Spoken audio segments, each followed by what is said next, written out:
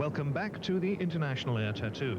And no, this isn't something that's escaped from Return of the Jedi, but it is a very rare appearance in public in Britain. It's the United States SR-71 Blackbird reconnaissance vehicle, the fastest and highest airplane in the world. And when it arrived at Greehnam Common, the pilot, Colonel Burdett Thomas, gave everyone a rare surprise by going round again from his first approach and then again from his second. And just watch the acceleration from those two huge Pratt & Whitney J58 engines, which amass between them a staggering 65,000 pounds of thrust.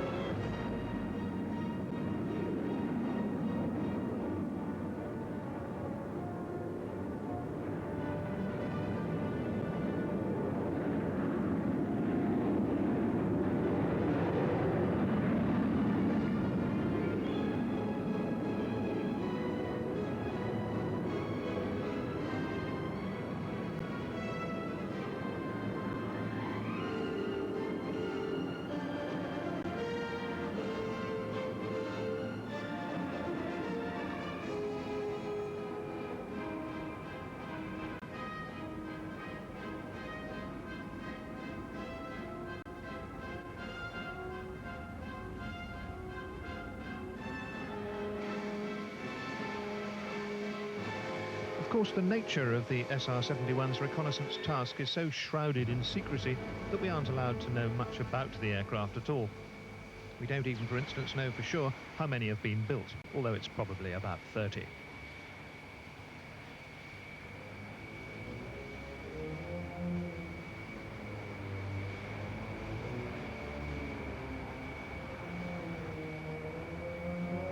And if that doesn't look like Darth Vader's personal runabout, I don't know what does.